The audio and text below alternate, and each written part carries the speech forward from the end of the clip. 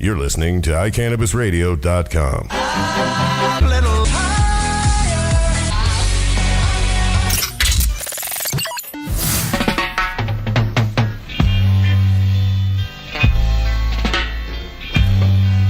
I need some freaking hemp energy drink. That's what I need. All right, welcome to the Hemp Connoisseur Radio. As always, I'm David Madalena. Joining me as a special guest today, we have the lovely Miss Samantha Walsh from Hemp Cleans. Colorado Hemp Association now, yeah. It's now Colorado Hemp Association. Well, there's still Hemp Cleans, but right now we're really focusing on the trade group Colorado Hemp Association. Gotcha. So I'm going to be promoting the crap out of that today. Right. Is it bright in here today? It's so, you have no idea how hungover I am. Oh my gosh. So hungover. So, I made the wronger choices. The wronger choices. Yeah, I made the unsafe choices. Because we were hanging out a little bit at the NCIA event, Yeah. the National Cannabis Industry Association event. Where'd you go after that? We went to Agave, and which is like this new little restaurant in the Pavilion, whatever the freak it's called. I don't know what that's called. Am I allowed to say Yeah, that? you I are. can't. This is the Okay. internet. We don't care. The interwebs. So whatever the fuck it's called. There you go. And then we went to Sancho's because Mason Tavert apparently only drinks at Sancho's. Oh, really? Yeah. You know, he kind of looks like his name could be Sancho. Right? A doesn't little he? bit. Yeah, a little bit. Mm-hmm. Yeah. So a lot of tequila at Agave. Yeah, well, there's like some margaritas and tequilas, some Patrons, And it just all went downhill from there. It's stay away from alcohol, kids. Yeah, It's bad. the unsafe choice. It is the unsafe choice. It is. Yeah, I had like one beer at the event last night, and I realized I should put a nipple on it because it was like half a beer left, and I was like, You I don't were even nursing. want this. I don't even want this. I was just like, rather just we were up in the penthouse. The new mansion, I know. The new mansion at the Yeah. NCIA. It's like the coolest place ever, isn't it? Isn't it? Oh my god!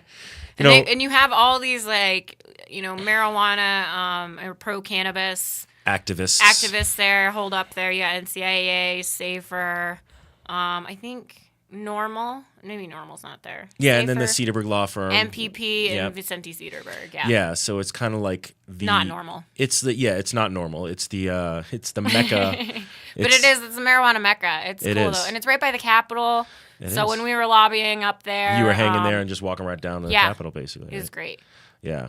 They always have a great event there. Anybody who's a business owner out there who's not a member of NCIA, well, if you're in the cannabis industry, I should say, you definitely want to be a member because it's a great group of people. And Good national organization. Great national organization, They do a lot of growing work. Yeah. incredibly fast. They do a lot of work on a federal level, and they are, I think, next week all going to Washington, D.C. to lobby for marijuana. Yeah. Are you going to DC?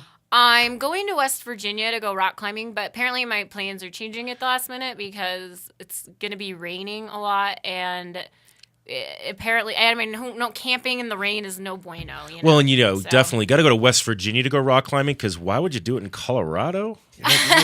Really? Well, there's this new river gorge in West Virginia, in like Southwest Virginia, and it's like you can solo climb, and then if you fall, you just fall into a giant body of water. Oh, well, that's So good. That's yeah, good. there's not a lot of that in Colorado. No, there is not a lot. We are of not that. flush with water here in Colorado. That is a good point. That's a very good point. What were you going to say there, Chris? Camping in the rain. Yeah. Yeah. I do that all the time. You do. All I the time. know, but like I do that too. But I don't want to drive somewhere just to camp in the rain. I don't know. Right. No, I get it. You don't want to like do a long distance journey Yeah, and go 'cause that's camping gonna and then be you're for in a the rain. week. If you're like, yeah. But it makes it even better when you go camping in the rain and then you get there and there is no rain.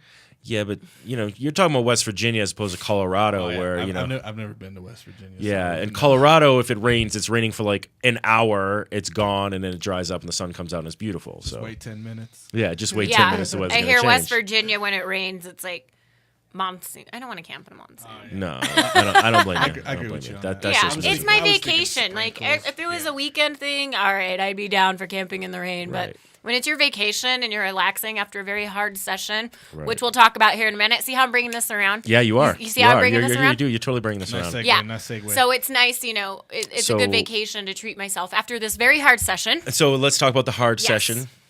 Or the long session maybe. It was an intense session. So tell me about it.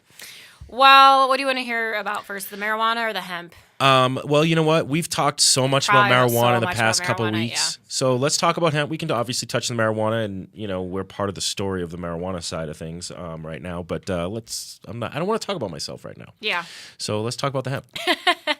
Well, the hemp was a great success. We Yes. got our hemp bill through unanimously. There was one no vote, and I love to brag about this no vote. What was the no vote? The no vote was Senator Lundberg out of Loveland. And what was his deal? It was too regulated. The bill was too regulated, and That's actually a good no, I guess. yeah, and it was on the Senate floor. So it was on the consent calendar after it got out of the Senate Agriculture Committee, and they put it on the consent calendar, which usually means there's no floor debate, and it just goes right to the House.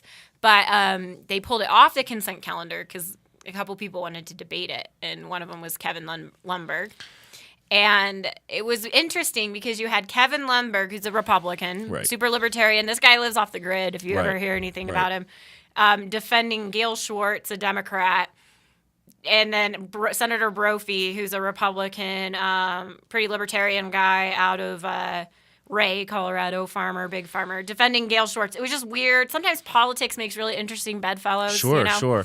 So on the regulation side, what did he say was too regulated in the bill? He just felt that people should be able to grow hemp, which Just he's right. anybody. I mean, just anybody. But really, I mean, and I get that, and that's a very common question I get just out in the streets, friends, whoever just meets me, like, oh, you're the owner of the Hemp Connoisseur. Can I grow hemp? Yeah. Because everybody knows they can grow cannabis now. I mean, marijuana side of cannabis plant. But when it comes to hemp, and I'm like, well, I mean, not really. But at the same point, what would an individual user be able to accomplish by growing hemp?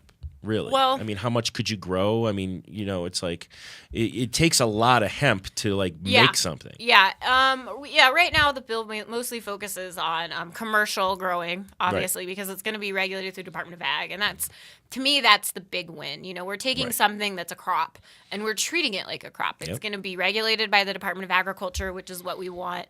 In our bill, there's a repeal trigger. It says the statute is repealed once this is legalized and regulated on a federal level. Oh, okay. Like it used to be back in the, Right. in the way back when, before it was, in the 20s and Back the in the 20s and 30s, Yeah. yeah. And so, so for the individual grower, all you have to do is just register with the Department of Agriculture as a hemp farmer.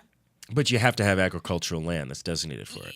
You correct? have to have, not technically, no. I mean, you have to tell them where you're growing it and give them GPS coordinates. okay. But we didn't feel that, for example, a lot of people in the hemp industry, I shouldn't say in the hemp industry, some advocates feel that hemp should be, that there should have been an acreage minimum. That Right. you have to grow more than 10 acres or something like that. But we're doing it in 10-acre plots, correct? That's just for the research and development. That's just for the research and development. Yeah, if you want to be a commercial grower, so if you want to grow a bunch of hemp for Whole Foods, or if you have a contract with Dixie Elixirs or Cannabis Energy Drink because they want to start, Working on that side. I'm working on that. I know. I'm wearing the T-shirt today. actually. I got it, or the can't Hemp lose that. Connoisseur. You're Yeah. gonna work with that. They're gonna buy. Well, we want to be the first magazine printed on hemp paper. It's gonna happen. It's going to happen. It may take a few years. So 'Cause it's not cheap yet. Yeah. But. So there's no limit there. The only limit is that we want to make sure that hemp isn't leaving the state borders in a controlled substance form. So the flowers, the leaves, and the resin, Right. the seeds, germinating seeds. Right. So it has to be processed before it leaves. Well, the state borders. and that's a good thing. A lot of people I've talked to people about this portion of the law. And they're like, well, that's kind of stinks because what about other states? And I was like, no, it's a good thing for Colorado. Yes. Because we have to have processing facilities. Yes, and it's a good incentive to bring manufacturing facilities. And next year I'm going to work with hopefully some senators who are really interested in economic development and work on some enterprise tax credits and stuff. Yeah, because now where are we as far as some enterprising individuals coming in to help build those processing plants? I mean, I know there are some people that have expressed interest, but a lot of people express interest. In this industry, Yeah. they're like, oh, I want to get involved, and then you're like, well, by the way, it's going to cost you $20 million. So Yeah. they're like, okay, no. So, it seems right now that it's starting smaller. So you have a lot of small people who are doing small processing, usually on their own farm. Like Ryan Laughlin. Yeah, like Ryan Laughlin. So you can be your own hemp processor. It would just be like any kind of, you incorporate, you have an LLC, and it's whatever, Hemp Seeds Processing LLC, whatever it is. And then you just have to have that. If you have a purchase agreement with yourself or with somebody else, it doesn't matter. As long as the state needs to be able to, it's sort of like if you want to think about it in marijuana terms, like a kind of seed to sale tracking a little bit. We just want to make sure that we can, that we can just kind of make sure that this isn't leaving the state in a controlled substance form. Right. And so now, as far as commercial farmers go, I'm only aware of 2 that have put seeds in the ground. And the 2 that I know of, Ryan Laughlin, we just mentioned, and then Mike Bowman. Is there anybody else? I know that there's still some. I mean, like Hemp Cleans is doing a lot, still doing the research and development, and we're working on. Hemp Cleans is really working on trying to get entrepreneurial hemp businesses, all in the United States, to invest in some research and development, so people can develop the right kind of cultivars that are gonna work for their hemp product. So if you have a good seed oil product or a hemp protein product or a hemp plastics product, those different kinds of cultivars. There's gonna be different kinds of cultivars that are gonna suit your needs. Sure. And so, so there's some growing with that, but that's very small on a very small level. But as far as like mass commercial growing, there's nothing I'm aware of right now. I'm sure there's plenty of people out there putting hemp seeds in the ground and just because. Yeah. And I think it's because it's so quiet is because the department hasn't finished promulgating their rules. So the Department of Agriculture has to finish the rulemaking process, which will be before next planting season. Okay. A lot of people wanted to get seed in the ground now, but it wouldn't have. It was kind of this weird kind of overlap gray area because the bill was just signed into law on Tuesday. And so, and that was past planting. I think there was like maybe 1 week left in planting season. Well, is there only one planting season in Colorado for hemp, though, or is it more like we can do it in 2 different seasons, as far as weather-wise?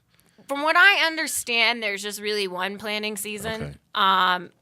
I guess if you grow it with any kind of thing, if you're growing indoors, you can sort of make your own planting season. But the expense on indoor growing would be way too much. Expensive. Way too much. Especially for the kind of mass commercial use that you want to use for hemp.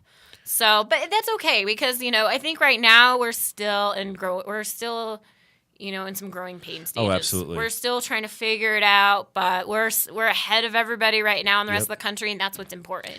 Well, and I want to talk about what's going on in the rest of the country as well. Sure. When we get back, we have to go on a quick break, and as soon as we get back, we'll be here with Samantha Walsh from Hemp Cleans and Colorado Hemp Association, which is a new trade organization for all you hemp businesses out there.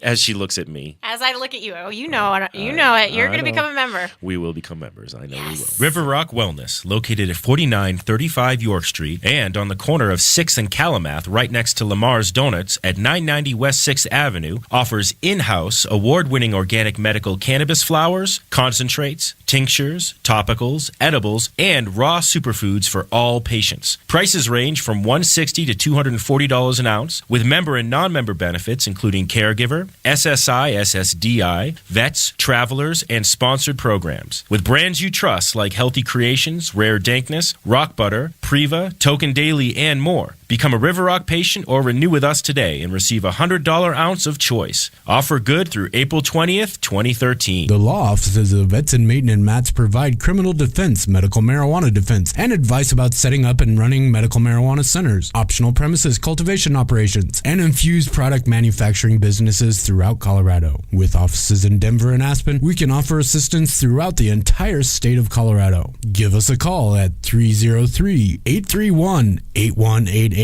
That's 303-831-8188. Or visit us online at warrenedson.com. Are you a medical marijuana patient or interested in finding out how to become one? Contact Mile High Wellness, where your care is our concern. Conveniently located on Hamden and Tamarack in the Whole Foods parking lot behind Proof of the Pudding. Mile High Wellness offers a wide variety of edibles, hashes, and some of Colorado's top strains. Mile High Wellness, where your care is our concern. 3525 South Tamarack, Suite 110, on the corner of Hamden and Tamarack. 720-382-8516. Mile High Wellness, where your care is our concern. Green Faith Ministry is for spiritual guidance, MMJ information, and networking combined with compassionate care on the way to enlightenment with all Green Faith sacraments. Green Faith provides charity assistance, including medical and food throughout the year. Contact them at greenfaithministry.com. All right, we are back. The Hemp Connoisseur Radio with Samantha Walsh. I didn't mention it's a beautiful day today. Gorgeous day. Absolutely gorgeous Colorado day. May 3rd, last day of May. No, that's not true. Tomorrow is the 31st. Tomorrow's the last day of May. That's right. It's the second last day of May. You're right. And so we're already into June, so summer's coming. Summer is coming. That's the opposite of Game of Thrones. And there they always say winter's coming. I know, that was a terrible joke. Whatever. No, I get it though Do you because get I'm a it? Game of Thrones fan. I've read the books. Fan? I haven't read the last book yet. You haven't? The most recent one, I think. Yeah. It's on my to-do list is read the books. There it is. Christian found it. He's very How excited. did it get all the way over there? We lost something the size of a contact lens during a break, and we just found it. So he's very, very excited. And it's a very important piece of material. I have no idea how that was a magic that trick. flew. That's some David like, Copperfield stuff. That was amazing. It went across the room. That was a volcano. It just flew. So, back on the hemp subject. So, we've been talking about Colorado hemp, and I did say during the break I want to talk about what else is going on in the world of hemp in the United States and around the world that you can kind of share with our listeners. The one thing I want to talk about is the hemp bill that was presented in the agricultural bill. Yes, right? in the Farm Bill. In the Farm Bill. Thank Yes, you. so That's the way to put it. Farm Bill. They've taken the Industrial Hemp Act, word for word, the language that's in that bill. It was on a federal level for those who are, yes, just tuning in. And they've taken all that entire language and they've actually they're attaching it. And I think it's Wyden from Oregon. Senator Wyden. Yeah. Rand Paul is also, and Mitch McConnell's behind this it. This is a big Mitch McConnell thing. Although he's been quiet, though, hasn't he? I mean, he's kind of let Rand do most of the speaking about it. Well, because this has been Rand Paul's, I don't want to say like political darling, but it's been one of his big issues. I mean, his dad, Ron Paul, right, has carried, hemp has been a huge issue of his for the last 10 years, and he's never been able to get it done. And I guess what I hear is, Mitch McConnell sort of facing some tough political races in Kentucky. And hemp is popular in Kentucky now. Huge. I mean, we used to be for a long time. The number one state to grow hemp. Isn't there a city in Kentucky called Hemp? Is there? Or is it Kansas? I always confuse Kansas and Kentucky. It's the K thing, I think. But there is a hemp town or hemp something, Hempville, because that was their number one crop. I think it's in Kentucky. That would make sense. Yeah. That would make a lot of sense. Yeah.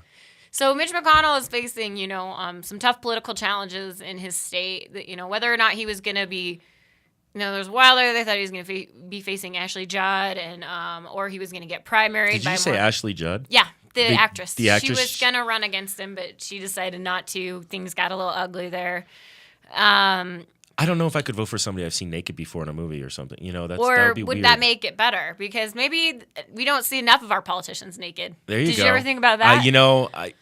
Do we want to see most of our politicians naked? Probably not, but I think it would be humbling. Be humbling. Steve Christie naked would look like You mean Peter Chris Christie? Chris Christie. Sorry, I said Steve. Chris Christie would be kind of like the Peter Griffin cartoon naked. That'd be awesome. He got lap band surgery. He did have lap band surgery, but Do you think that only works so down, fast. Or do you think He has slimmed down though. I actually saw that on TV because Obama came back to Jersey recently. Yeah. And they were like, "Look at Christie with Obama back during Hurricane Sandy. Now look at him now." And it's like, yeah, he did lose weight. I mean, but he does. I think I've always said that if he ran, I just have a problem. I was like, I can never vote for somebody that fat. I know that's like so unpolitically correct. It is, and I don't care. I really don't care because to me it was like, man, if you just don't care about what goes into your body, you're obviously not going to care about your office. And I know that's actually really antithetical to Chris Christie because I think if there's any politician out there who shows he cares, it's Chris Christie. And I would say he's probably my favorite Republican out there. But it's just because I think he's a good politician. Yeah, whether I agree with everything he says or not, yeah. I like that when he says what he says, I actually believe him. Yeah. And I agree. That's a rare thing nowadays, too. Yeah, I agree. I don't agree with everything he says, but I respect where he comes from. Yeah. But having said that, I just feel that I know. You're gonna get so much hate mail from this. Maybe this is what we just need some hate mail. I'll take some hate mail. I'm just gonna stop talking. No, about please don't. No. Go ahead and say what you gotta say. Well, I'm just saying. I feel like at some point, like the guy just doesn't care. He didn't care about his body. But now that he's getting the lap band surgery, I think that's showing that, like, okay, he's caring now. Don't you feel that that's kind of cheating sometimes? I don't know. Maybe. Chris is like, yes, that's cheating. That's cheating. But you know what? We're saying that when we don't have that much weight to lose. So I mean, I don't know. Well, I feel that. Listen, I think obesity is an epidemic. I think we all just need to like come to terms with it. It's not. I think some people who say, I think we've come to believe that it's out of control for some people because they can't control their bodies, and I think that's correct in a certain way. Like here's my reasoning. I used to be against the whole like, oh, it's not me, it's my genetics or whatever.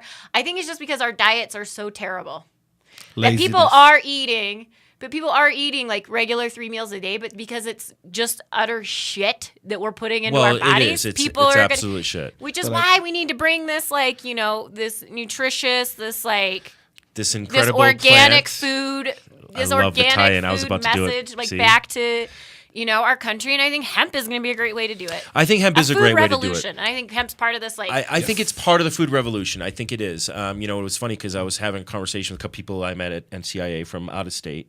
One was a nurse. Her name was Eileen, very interesting lady, and she asked me. She's like, well. And I'd never tried to answer this question, so but she's like, "Tell me why hemp is so great. Why are you so passionate about hemp?" And she's already knows a good amount about hemp, but she wanted to know why I was. And I was like, "Well, I'm going to try to answer this from a different way." I was like, "Give me one issue that you think is a major issue in the world today," and she said, "Food." And I was like, okay, hemp is an essential nutrient. It's got the perfect balance of omega-3s, omega-5s. It does all these great things. There's almost no known allergen to hemp. Although I hear people say that they're allergic to hemp all the time. No, but that's people are allergic to gluten and everything. Exactly, come on. But I said for that realm alone, and it was like, and there's no need to genetically modify hemp. Not that people won't probably try, but there's really no need because it's already, it doesn't really need a lot of pesticides. Yeah, you don't need the pesticides. You don't need the, So, this whole anti-GMO thing, which everybody seems the anti-Monsanto thing, which I love. I'm super behind that. Yep. It fits right in. And I do that same technique. Like when I was lobbying this at the Capitol, and people would be like, oh, whatever. Hemp. Yeah, you guys all think it's like this miracle plant. And I actually got very annoyed with the Deputy Attorney General, David Blake, because he had said something about kind of dismissed my hemp thing and says, well, this will make, like, I know you're like this big activist. And I'm like, this isn't about activism. This is economics. It's economic. It's and common sense. And it made me so mad because I'm like, this isn't like, I'm not just some like wide-eyed activist out there who wants to like, grow her little hippie farm with her alpacas and like do all that, although that would be freaking awesome. Right. But I see the economics of this. And Colorado, if there's any state that needs it, it's Colorado. We need a crop that will work in drought climate. Absolutely. Absolutely. Our farmers need something. They need something else. Which is why, I know that some people are quick to start growing, even though the department hasn't created their rules yet. This is why I said, it's probably doing it quietly. But it's just because they've been economically destitute for 10 years or more, And sit there and expect people to wait. Like, I understand the immediate and passionate need for these guys to be putting seed on the ground. But you got to have a buyer. You got to have a buyer. You have to. That was a problem, and I've talked about this before on the show. I can't remember if I've talked about it with you on the show. But like Canada, we're learning from Canada, and we're going, okay, we know what not to do because Canada over-promised basically and under-delivered. I mean, the farmers did their job. They said, oh, there's this huge demand, and they grew all this hemp. Yeah. No buyers. And I get it. Yeah, there's definitely needs to be buyers. But I think we do have the buyers. And I think the one thing that America has that Canada doesn't have is that we have all these entrepreneurs. Yes. And not that Canada doesn't have innovators, but America is known. And I've said this on your show before. We're captains of industry. Yes, we are. We are. And there's going to be people who are going to I'll buy that off of you. I'll make it into hemp concrete or plastics or something. Whatever it is, people are going to find uses for it. And I do think that's one thing because, for a long time I've been talking well, we don't really make things in America anymore. We do, but like, generally when it comes to production and manufacturing, that's out of this country now. And I was like, we've really become a consumer society. But one thing, like I still think, like you just said, we're very good at is finding a new opportunity that didn't exist before. Exactly. And like capitalizing on that, seeing something in a product or in a crop that other people might not have seen yet. And I've seen, just the innovation alone that I've seen in the marijuana industry, the minute that we can start purchasing hemp wholesale in Colorado, whether or not it's like on a very small scale with these, purchasers, the people who are going to be purchasing, right. I think that this is going to take off. I agree. Just because I think Colorado is just all about, we have this like new energy economy that we're coming up on. There's a lot of people who are interested in this for biofuels. Yep. Because I think especially in Colorado, we're sick of the fracking. Well, we definitely, it's funny. It wasn't actually my favorite cover that we did. But the biofuel cover that we did where we showed like a gas station that said hemp biodiesel or biofuel on it, that went viral. It was funny because I've seen it everywhere. Of course, I've seen that picture. You know what's messed everywhere. up? We didn't get credit for it when it went viral. You didn't? They took out the cover. They took out our name, yeah. and we were like, "What the heck?" But it went everywhere, and we were like, "But we created that cover." We were like, "Damn it, internet, yes. Facebook." But it did. It went viral more than any of our other covers did. And most people didn't. Are asking for posters of some of our other covers, but that one, I couldn't believe how that one blew up like it did. Yeah. And all of a sudden, there was all these comments. Oh, I can't wait till this happens. Wouldn't it be great? But one of the things that we did it to spur the interest and get some passion going on people. But one of the things that I think a lot of people don't understand is how viable it is to create hemp biodiesel. Yeah, of course it's expensive. I think that if Bill Althouse has I've had him on the show. Has the only car in the United States that runs on hemp biofuel, and I think he said something that's $100 a gallon or something like that. I thought he said 40. 40? I think it was 40. Maybe it's by the now. time it's $40 to $100 a gallon, it's still ridiculous. You can never do it. Yeah. But that's like rocket fuel pricing. But that's probably. because of the lack of being able to purchase it wholesale. Exactly. If you can't get your hands on something large. In large amounts and in cheap amounts, how are you going to be able to ever really do anything kind of fruitful with it? I agree. And so I think there's going to be a benefit to a boon. So if people do overgrow, that's good because then it's on the cheap, and then these these innovators and these investors and these manufacturers can then purchase it on the cheap and do something really exciting. That's actually a really good point. Actually, it's like it stinks in a way for the farmer as a profit per acreage, but if they do overgrow. It goes cheap, and next thing you know, hemp T-shirts become a heck of a lot cheaper to purchase and make, and hemp food. But obviously, the pricing, people are used to that pricing already. I think I don't know. Where do you think? Well, we have to go to a break, so I'm going to ask a question, then you have to answer it after the break. Where do you think the first best profits in hemp are going to be here in Colorado? So that's a question I'm going to ask you. You can answer that at the end of the break. All right. We'll be back in just a moment with Samantha Walsh.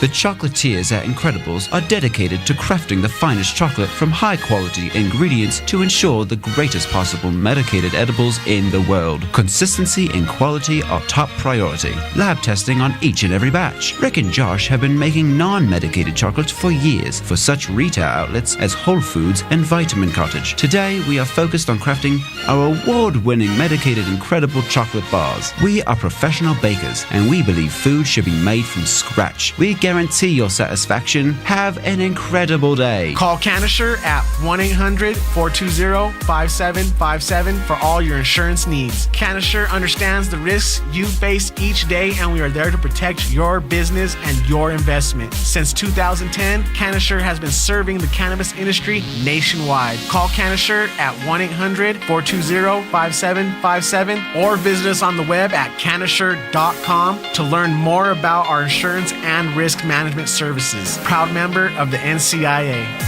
River Rock Wellness, located at 4935 York Street and on the corner of 6th and Calumet, right next to Lamar's Donuts at 990 West 6th Avenue, offers in-house, award-winning organic medical cannabis flowers, concentrates, tinctures, topicals, edibles, and raw superfoods for all patients. Prices range from $160 to $240 an ounce, with member and non-member benefits including caregiver, SSI, SSDI, vets, travelers, and sponsored programs. With brands you trust like Healthy Creations, Rare Dankness, Rock Butter, Priva, Token Daily, and more. Become a River Rock patient or renew with us today and receive a $100 ounce of choice. Offer good through April 20th, 2013. The National Cannabis Industry Association would like to thank its members who represent the leading professional businesses in America's emerging legal cannabis market. NCIA is the only organization that has unified legitimate cannabis business across the nation to fight for real reform in Washington, D.C. For more information or to make your business a member, visit us online at thecannabisindustry.org.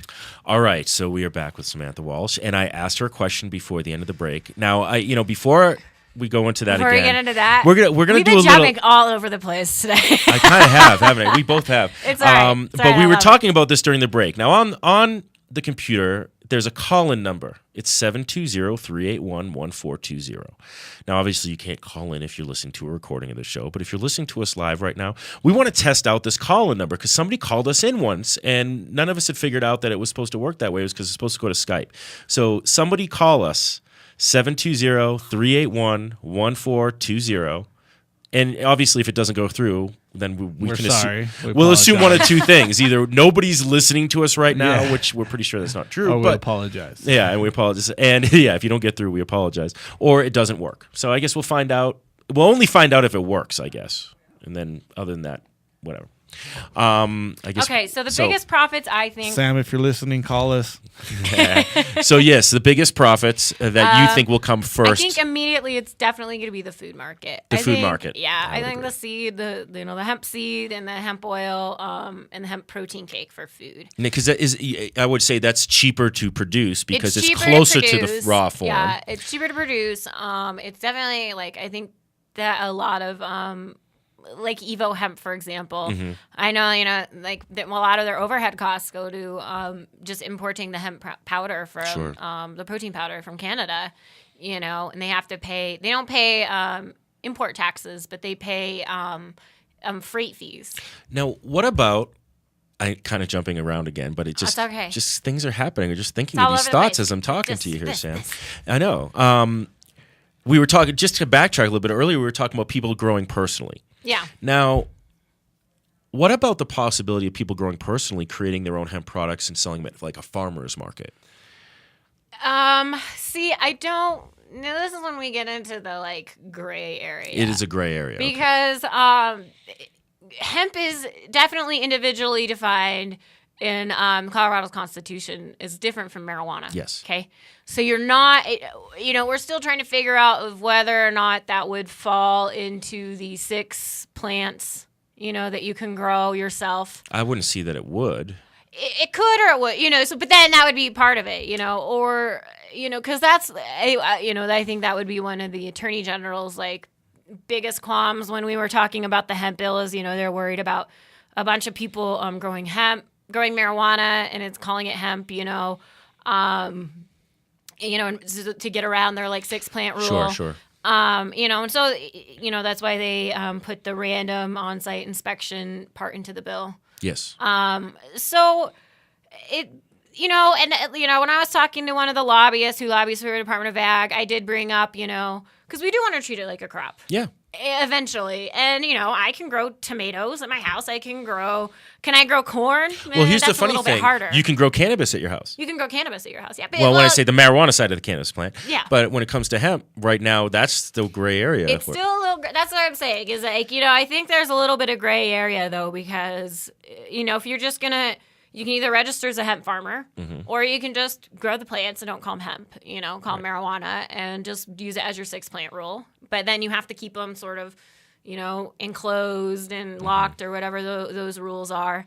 So, I mean, in my future dream world, and ideally, people can just grow whatever you want. Right. You can just grow whatever you want, and I think that's where we want to end up. Right. But right now, hemp is sort of purely for industrial and commercial purposes. Sure. I'd love to see a world where, you're growing your hemp because you want to build an addition to your house, and then you take your hemp and you use it for part of the materials for the hemp Like they used to do back in the 1600s, Right, where exactly. you used to have to they used to force you to corner off an acre of your farm strictly for hemp because it was food, fiber, and shelter and all that stuff. So you had to. So yeah, I know. I would love to get into that place eventually. Yeah, you too. start having zero-scaped homes because I want to zero-scape my front yard because I don't want to use the water for my grass. I just think it's stupid, especially since I don't use the front yard. So, but it would be great. I could zero-scape it with hemp. Yeah. You need very little water to keep it going. Grow it out. But I of mean, course, I everyone would think- think I had marijuana field in the front yard. I think ideally that's the goal. Yeah. I mean, but are we there yet? Absolutely not. No. We're a ways away. We're still a huge ways away. But I mean, that was my personal goal. I think. And that was a question I've gotten recently. And they were like, well, where am I going to get the hemp seed? Where am I going to get the hemp seed? And I told them you got to get from the hemp seed fairy, basically. Yeah, the hemp seed fairy. I mean, where did they get the marijuana seed? Yeah. There were no. Well, most likely Amsterdam or whatever home grow was already going on. Or, They just and you illegally got it into the state, and then you grew it. Yeah, and I think that's that's where we are, and that's actually another huge part of why we are encouraging this research and development aspect that's in the legislation. Because it's developing a seed bank. Because we want to use that, to develop a seed bank, to develop, and I'm actually in the process of getting CSU involved in this, which is great. Really? I knew they were kind of hesitant about They're it. They're very right? hesitant. Right. We've been going back and forth. We've been working with Jared Polis's office, Congressman Polis, who's been, I think, strongly encouraging CSU to get involved. They're very worried about their federal funding, but I think they're going to hopefully have a representative on the Hemp Advisory Board that's going to work with the Department of Agriculture, and so I think that I think that's going to be a great opening. And I understand the worry about the federal funding. That's the worry that most farmers have on the federal side, and crop insurance and things like that. Now, I think it would be a great statement for a college like CSU to just say, you know what, we're going to go ahead and do it. And if you're going to pull our federal funding, we're going to sue you for this because it's legal here in Colorado. You guys are already talking about legalizing this. Let's push this conversation forward. Oh man, if only you were sitting on the board of governors. That's how I'm all about picking a fight lately. Hey. I've been lacing the gloves up almost every day now. And I think it's important that those who are interested in the hemp, anyone in the hemp community, people who are really interested in it, I think need to be, we're used to putting political pressure on our legislators, but I think we also need to be putting political pressure on our research institutions. We need to be putting political pressure on the newspapers and the journalists too, because I think that we need to get this message out there. I mean, this is more than just call my congressman and tell him to vote yes on the farm bill with the hemp amendment. This is you need to be calling your research institutions and saying you need to be putting money and time into developing this because Colorado should own its own seeds. Like Kentucky they have in their bill a portion about redeveloping their heritage seed that they used to grow all the time. Now, there's got to be some farmers who've been saving some seed. I'm sure, but Kentucky, it definitely has more feral hemp growing around, so there's already hemp in Kentucky growing ferally that's suitable and adaptable to that climate. Right. Colorado's in a little bit, we don't have a lot of feral hemp. There's some strains that people have gathered from Wyoming. I'm sure there's stuff that people can get from New Mexico and stuff. There are people who have feral hemp seeds and who are developing the cultivars here for Colorado. Right. But Kentucky has that expressly in their bill, and they have their research institutions working with them on that. Well, and I think that's one of the smart things that Kentucky did, and I only wish that we could put the same kind of pressure on our research institutions. Well, and I think one of the things, and that's why I think it's important that Colorado get ahead of the game even more. We're already ahead, but Kentucky, when they do legalize it, and look, they're going to. I really do think they will. You think it's going to pass on the farm bill?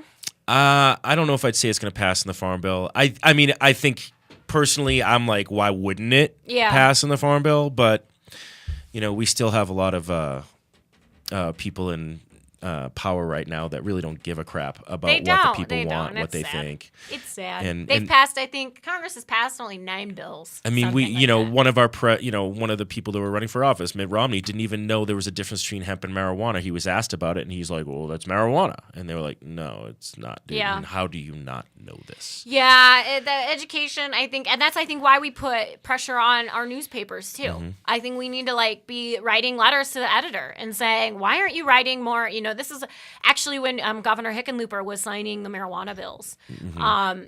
We had the hemp bill signed separately from that. I think that was part of the bill sponsors, I think, want to really distinguish that. Well, yes, we welcome, like we said, we're super grateful for the 420 movement and everything that, they've done.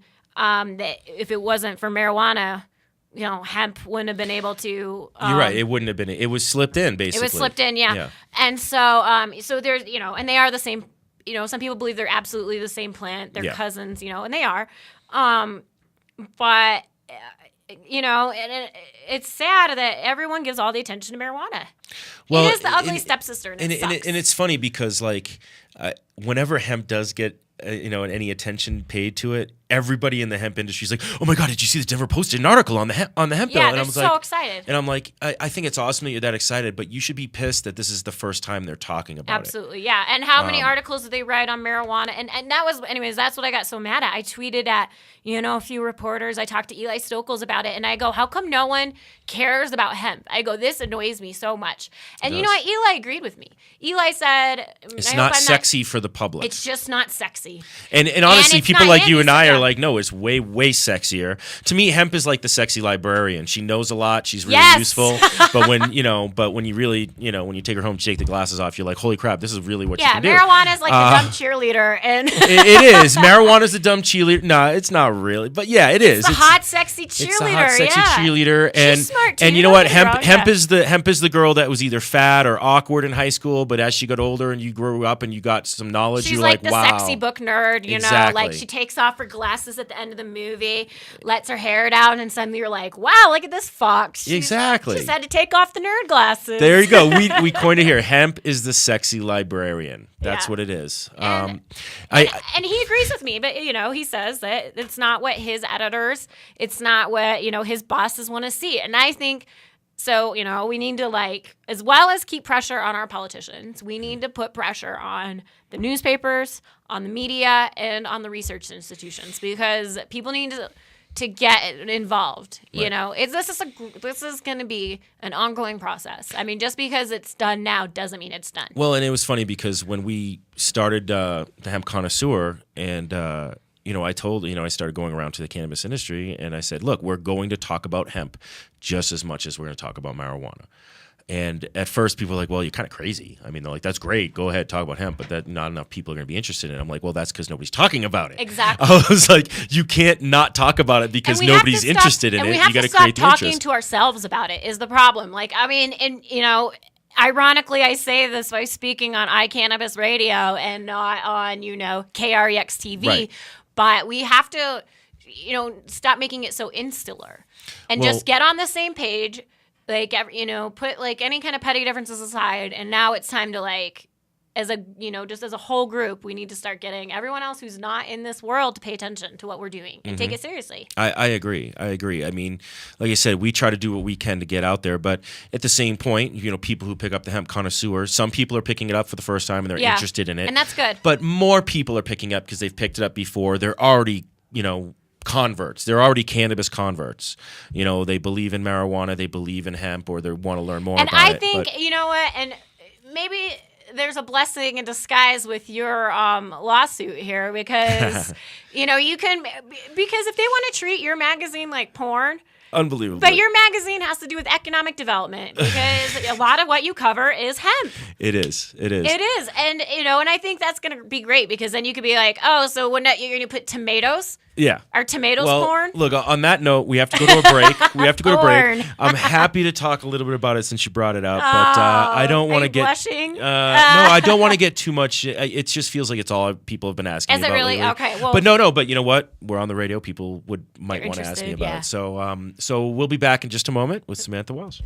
The law offices of Edson, Maton, and Matz provide criminal defense, medical marijuana defense, and advice about setting up and running medical marijuana centers, optional premises cultivation operations, and infused product manufacturing businesses throughout Colorado. With offices in Denver and Aspen, we can offer assistance throughout the entire state of Colorado. Give us a call at 303-831-8188. That's 303-831-8188. Or visit us online at warrenedson.com. High up in the Rockies is beautiful Frisco, Colorado. Medical Marijuana of the Rockies is a medical marijuana center with compassion for Colorado's medical patients. Looking for great meds grown organically in soil? You've come to the right place. Medical Marijuana of the Rockies is just off I-70 at exit 203. Check them out at the web at www.mmrockies.com. Their ever-changing strain and clone selection is updated on the website daily. When making a trip to the mountains, no matter the season, stop by Medical Marijuana of the Rockies. Make sure you say you heard about them on iCannabis Radio. You can call 970-666 Fixate Meds to get more information. Medical Marijuana of the Rockies, your Mine's on mountain source for vibrate right meds. Are you a runner?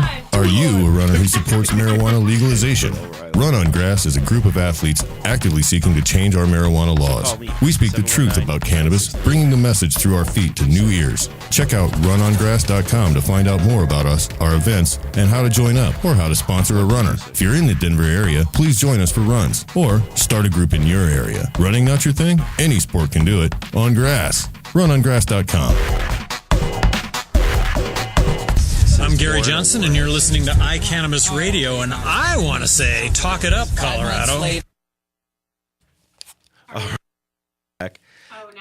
Yeah, we're back. And Now you we're know back. what? We tested our call-in line. Anybody who's trying to call in right now, it's not working. So don't bother. We finally were smart enough to test it ourselves. Yeah, we were smart enough. Well, Instead we of could only relying- do it during the break, That's so true. we did do it during the break. That's true. What were we talking about before the break? We were talking Easily about your distracted lawsuit. Oh, I don't have a lot to report on the lawsuit as of now. The governor signed the bill yeah. on Wednesday now? Tuesday. Was it Tuesday? Tuesday. Okay. The governor signed the bill. Yeah, you're right. The 20th. He signed the bill on Tuesday. And, I talked with my lawyer, David Lane, yesterday, and he was just finishing up the paperwork for the injunction and said he was going to be serving in that day. But we did High Times as co-counsel want to take a look at it, and they're looking at it. And I don't know if it's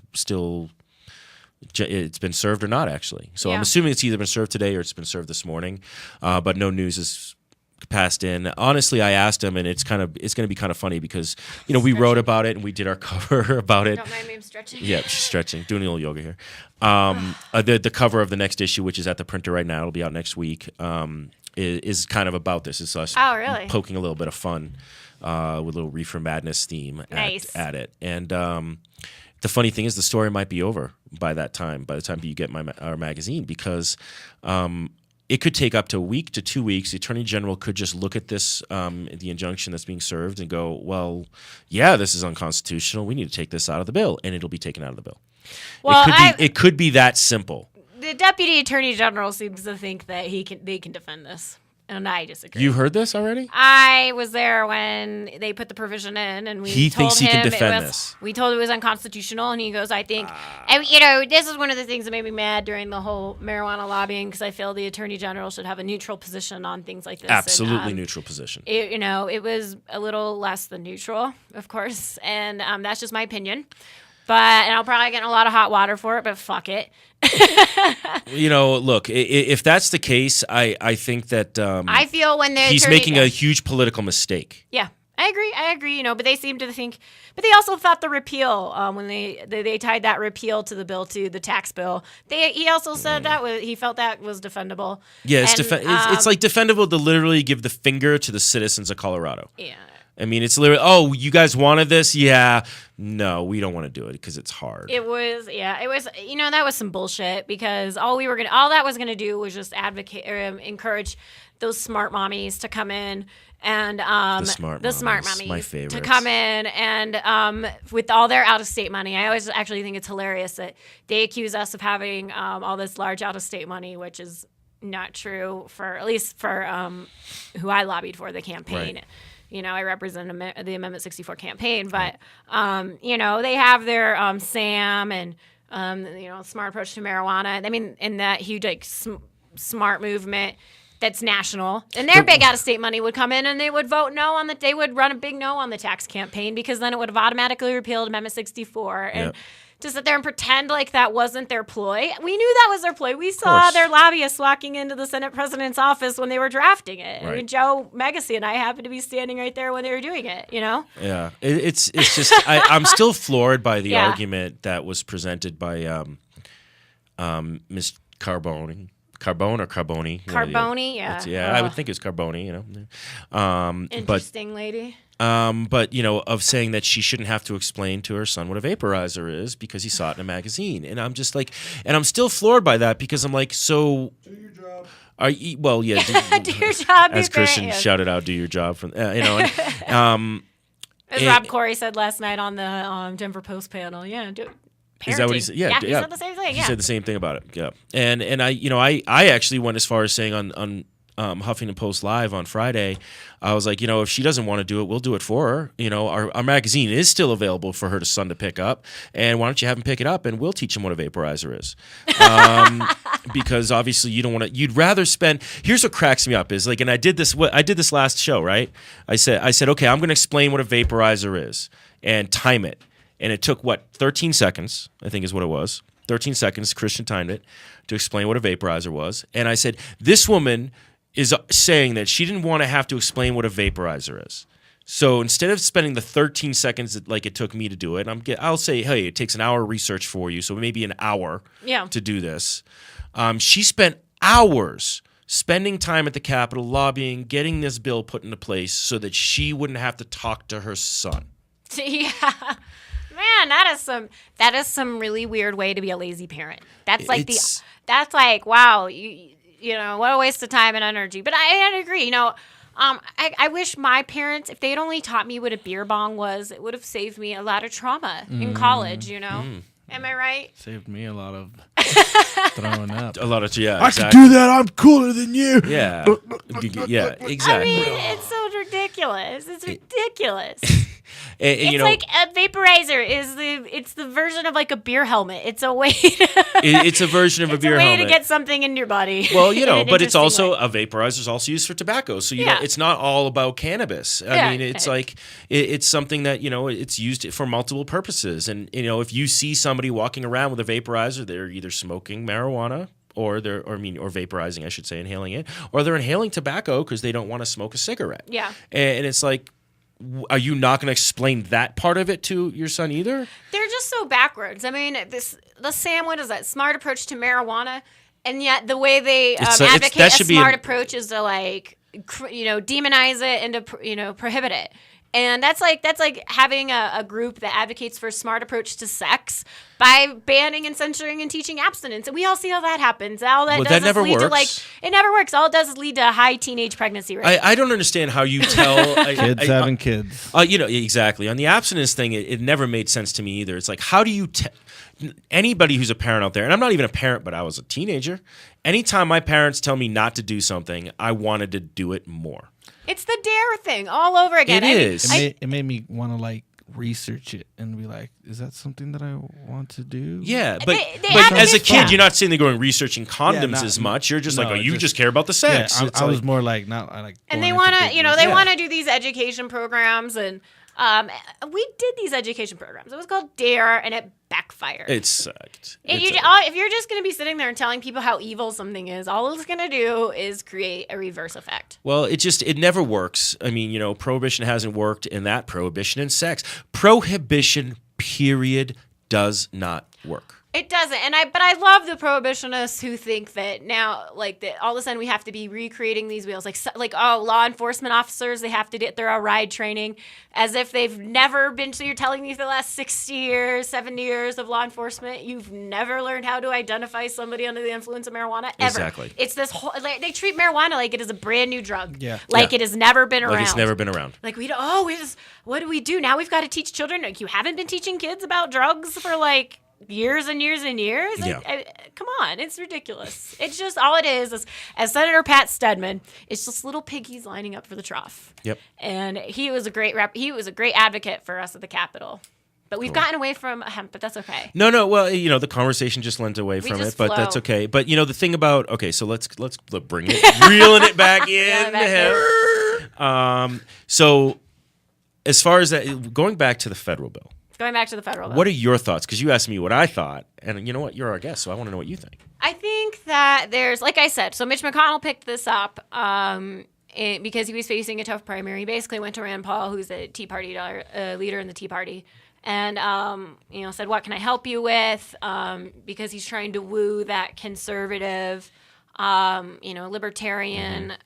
Republican vote in Kentucky. Mm-hmm. And, Rand Paul, I think, gave him a list. One of them on there was hemp. He said, we've been trying to get this done for 10 years now, and it would be great if we could get it done. So that's why Mitch McConnell, has been a really big advocate. I think he talks about how his daughter did a research paper on hemp when she was in school, and he didn't even realize it was that, awesome of a plant. And so he also feels that it's an economic development issue. And, It is. But he talks about how that's how he's learned about it in the very beginning. And, which is, again, that's just an example of how ironic that the younger generation has to teach the older generation about history. Yeah. About history. Well, because, but you got to think about it. Mitch McConnell is at that age where he was kind of in the misinformation sweet spot. Yeah. I guess you could say he's a baby boomer, but he was probably not the baby boomer who was at Woodstock. He was probably the conservative one. But, he's right at that age where it was really at its highest level, the DEA being formed with Nixon and just, But that's something I feel that, this is your job. I wouldn't want someone who's like an oil CEO But come on, to not understand the history. But that's not of his fuel. job. His job is to raise money for his campaign. In my opinion, that's the job of every politician right now. You are not incorrect. They spend more You are not wrong. They spend more time raising money than they do actually accomplish anything. How many bills have been signed so far this year? Which is 10? why I'm a huge advocate for public financing for campaign, but that's me. Are you one of those two? I'm totally yes. public financing. Look, get the money out of politics. I love talking about politics because I always ask people, this is one of my questions because they bitch about politics all the time. And I'm like, well, what's the most important issue in politics today? And they'll always be like, oh, it's the environment. Oh, it's guns. Oh, it's the war. And I'm like, no. Campaign finance. It is. That's what I say is the biggest issue. It's the root problem. If you don't fix that root problem, nothing else is ever going to change. What is the number one thing that people always say about politicians? They're crooked. Yeah. They're paid off. This is how they get paid off, people. This is how they get paid off. This is how they get paid off. It's totally... It's because they're running for office, and these are the people who fund them Right. are the ones who get things voted their way. I would rather my tax dollars go towards funding the campaigns. Because then your obligation really is to the people. It's always because to the they're people. the ones that really not only paying your salary, but they're paying your campaign salary Exactly. too. Exactly. It's crazy to think that most people don't like that conversation. They don't.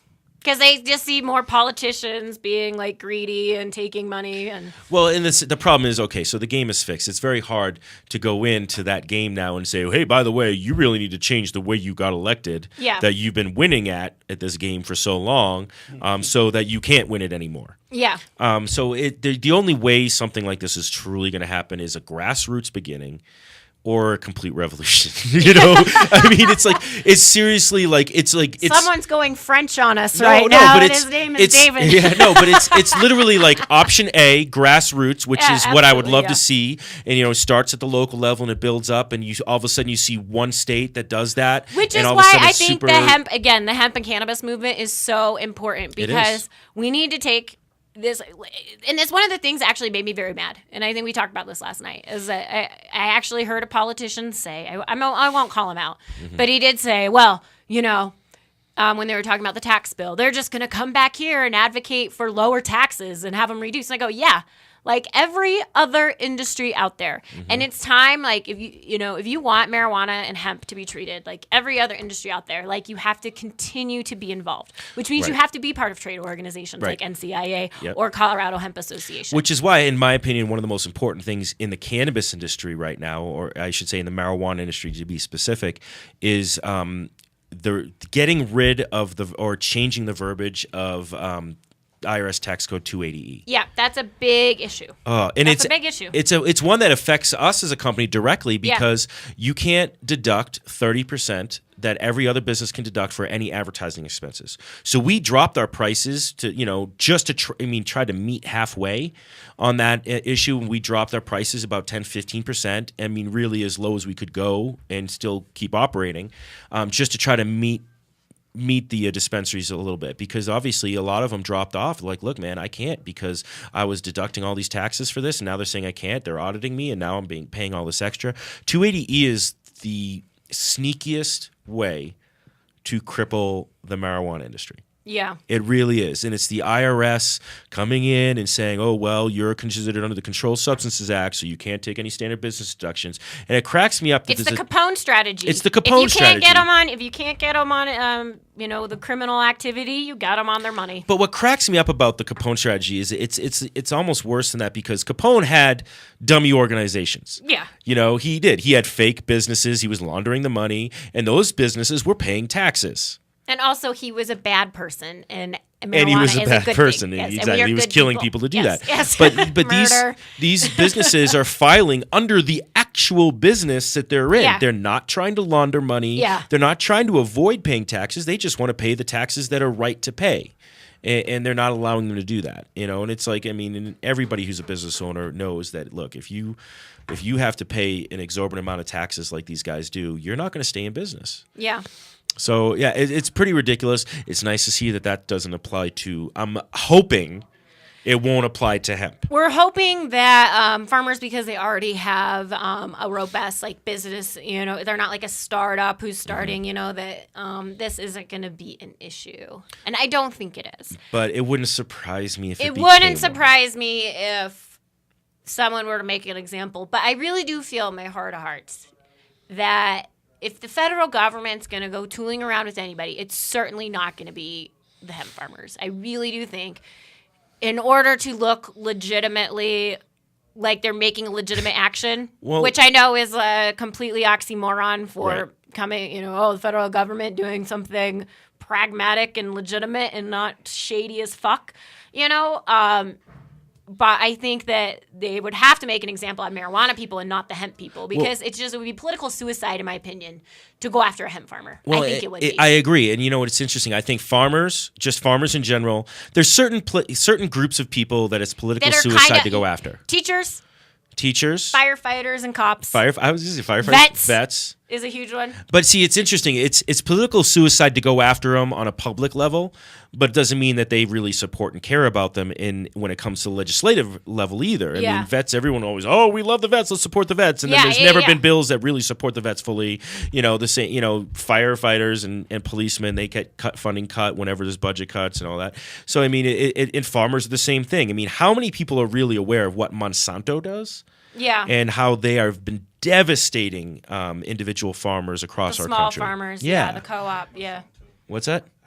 I know. How could you not hate? If you don't hate Monsanto, you work for Monsanto, and you probably hate yourself just a little bit. Yeah, and it's just. He was one of the first people to tool around with the making the pesticide gene. I know, right? Isn't that creepy? That's crazy. That's crazy. And it's just like some people just but and I understand what happens when you're somebody who works in that industry. I mean, if you're working for Monsanto. It's short-sightedness. It really is. To me, it reminds me you're looking at they're paying me really well. So, because they probably do. They probably pay their employees incredibly well, just like people in the oil industry make a lot of money. I met somebody the other day who was an environmentalist who worked for the oil industry. And I was like, that's an oxymoron. Yeah. He's like, yeah, I know, I do. I work for the devil, but I make really good money and I can support my family on it. And I was like, well, I get that. Yeah. I do get that, but I would have an issue. It's the same reason why a lot of farmers grow GMO crops, because it's the only way they can compete. Yeah. Because they own 90%. Monsanto owns 90% of the seeds. Yep. And, if you have to continually buy from them, you have no choice. And it's sad that it's a monopoly like that. And I think we really, as a community, need to start fighting more battles than just marijuana, because it's all connected. No, I agree. I think it is all connected. And I think, the cannabis plant between hemp and the marijuana side has been a great catalyst for putting a lot of like-minded people together. Yeah. To fight for a common cause. And that was one of the questions I had after 64. I was like, well, what are the activists going to do? Obviously there's still a process. Keep fighting. There's just more fights to have. There's just more fights to have. So it's like, well, let's talk about what the next fight is. Especially, I think the GMO one, public financing, for campaigns. I think these are fights that we all have a common interest. Well, GMO's never going to be changed until public financing for campaigns happens. There you go. Exactly. It's never going to happen because Monsanto's a huge donator for both parties. Yeah. I mean, why would you're like, well, we don't want to lose those Monsanto dollars, so we can't go after the GMOs. Yeah. But as soon as the people pay for the campaigns, well, now it's like, well, which is why, form cooperatives, which is why be a part of trade organizations, I understand and I respect wholeheartedly, the fierce independent streak in the community, in the hemp and the marijuana community. Mm-hmm. But I think that, people need to put petty differences aside. Because it's another thing I've noticed that in our industry, there's a lot of emotions run high Emotions run high. Well, but I think it's because people are so passionate about what they believe, Well, about I think this. they're very passionate, but they're also, a lot of times, I think that people in this industry are kind of wound up so tight because... Which is ironic. It's ironic. So ironic. It's so ironic because we're talking about the cannabis industry, but they're wound up so tight because you never know at any given time something could happen where you've lost your business because of this happening or this happening, and it's just like, everybody's... This is how you prevent the businesses from being lost, is like by banding together. By banding together. Put away the petty differences. Like, I know this is my kumbaya moment, Yeah. but I think, and let's start like being part of these trade organizations. Like, I hate to pimp out Colorado Hemp Association.com. But I truly believe in that. I believe that like the only way you're going to affect change and positive change too, that's going to have to be continual change, is by working together and collaboratively. Absolutely. And there's nothing wrong though with like people staking out their point of view and fighting for what they believe in. But absolutely. at the same time, like, we're going to get more done together on this issue. I absolutely agree. I think that's you're right. There's a lot of people that are going to disagree about how it gets done, but the end goal is almost always the same amongst everybody who's and you have to realize, like, that's one of the things, is that this fight is not over, and if we're going to be a legitimate industry, this is something I had to point out to people. Like, you understand that it was only like in 2008 when we could purchase alcohol on a Sunday. And that was after in Colorado, how many? You're right. Yeah, and that was after how many years of prohibition ending? That's crazy. But you know what's funny? We're already ahead of that because you can purchase cannabis. You on can a purchase Sunday. on a Sunday. But for everybody who feels like, as far as like hemp legislation, like if you feel like the bill is too regulated, or as far as like marijuana, the marijuana legislation, if you felt that was too regulated, like, of course. But it's gonna be a fighting progress. Like I said, look at the alcohol industry. Every year, at the Capitol, they bring up a bill that you can purchase alcohol in grocery stores. And every year it gets killed by the liquor store lobby and the craft brewery lobby. Yeah. Because that's their bread and butter. That's how they make their money. And I actually don't mind that. I don't mind that either, but I'm saying there's still these fights. Whether, it doesn't matter what side of the issue on, but it's just an example that these fights in the alcohol industry happen every year, like clockwork. Yeah. Like clockwork. And that was, when did Prohibition end? In 1929? Yeah. And I mean, holy crap, that was like 80 years ago, 90 years ago, and we're still, fighting that fight. Yeah. And, so but, I think... But that's just fighting, that's really just, you're fighting for a piece of pie. That's but to me people what have to that fight is. understand that now that we are an industry, a legitimate industry, we have to fight every day. Every day we have to get up and we have to like keep pushing the envelope forward. And you're not going to get everything you want on your first try. No. And as much as like we would love everything to be perfect, especially in the hemp, I mean, I don't want people to have to register as hemp growers. I want people just to be able to, like you said, Just grow, because I'm not having to tell anybody I'm growing tomatoes. Yeah, but it's we're not there yet as a society, but we're gonna get there. I think so too, and I think you're right. I think there's going to be a gradual deregulation of hemp after it's gone up to the point that it'll get to in the next 5-10 years. We get it done on a federal level. I think that all these states around the country that have been pushing their own individual hemp legislation, Colorado being the only one that is not seeking federal permission first. I know. That's one, by the way, and we have to wrap up the show, but that is one of the things I did want to bring up. I'm so glad you brought that up at the end. And this is why I'm like totally Colorado proud, like the commercials say. But is that we're just like, no, we're not waiting for it. Washington did legalize it through their bill as well, but again, they didn't put it in their state constitution, so it's easier for them to get rid of. And they said they were going to wait for federal approval, and that's what the bill in Kentucky wants to do as well. And I just love that Coloradans are like, Vermont, Vermont. We're like, Maine, screw that. Yeah, we're just gonna do it. We're just gonna do it. Yeah, and we should. Go ahead, come after us. I mean, and that's why I say I think we're well positioned, because I think so too. If the federal government's gonna come after anybody, it would be political suicide to go after hemp people and not go after the marijuana people, especially because we have a regulated bill. Yep. And we now have a process for regulating the hemp. A regulated bill that Miss Samantha Walsh is part responsible for. So I just want to say that. Yes. It was my pleasure. It was the Lloyd Casey bill, who's the senator who started this fight in the 1995, and it felt really good to get that done for him and for all the advocates out there. Well, thank you so much for joining us today. It's my it was pleasure. Fun. It was one of those random, all over the place conversations, I know, but it was kind of vibrant and it was great. It was good.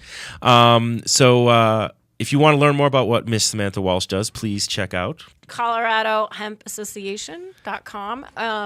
If you can't get to that website, hempcleans.com. Okay, so ColoradoHempAssociation.com or hempcleans.com. Hempcleans.com. And you can email me, Samantha Joe Walsh, you're crazy. SamanthaJoWalsh@gmail.com if you're interested in becoming a supporting member of Colorado Hemp Association. Wow, you don't know what kind of crazy emails you're going to get now. I love the crazy emails. Yeah, I'm probably going to get all the people who are like, you hate fat people. I heard you talking about Chris Christie and his left band surgery. How dare you? Why are you going to bring up old shit? I know. Why I got to bring up old shit? I don't know. So it's been fun. We're definitely going to have to do this a little bit more regularly because, no one knows what's going on in the hemp world more than you do I'm so right now. excited. I'm all about this. Let's Right do on. this. Excellent. All right. And until next time, I'm actually going to be on Miss Jennifer Murray's show, In the Lab with Jennifer, on Monday. So definitely check out that show where I will be, acting like I know something about science. Ooh. Science. Her show is at 3 o'clock on Mondays from 3 to 4. So you can check me talking to another lovely lady, but this time I'll be on the guest side. Ooh. So that'll be interesting for me. I'll have to learn to I have not all talk these. so much. Nobody can see this, but I have like 2 puppies on my lap, and I love it. And they keep switching Mr. out. Diesel and Kush, our producer Christian's dogs. They're cute as hell. So little wiener dogs. People are watching this. They're like, what is she doing with her arm? It's so bizarre. I'm petting a dog. I'm not doing No, she's anything not. like She's just lascivious. rubbing her butt. I am rubbing my butt all over the place. All right. As we degrade the conversation. All right. We'll be back next week. Same hemp time, same hemp place. Until then, peace, love, and hempiness.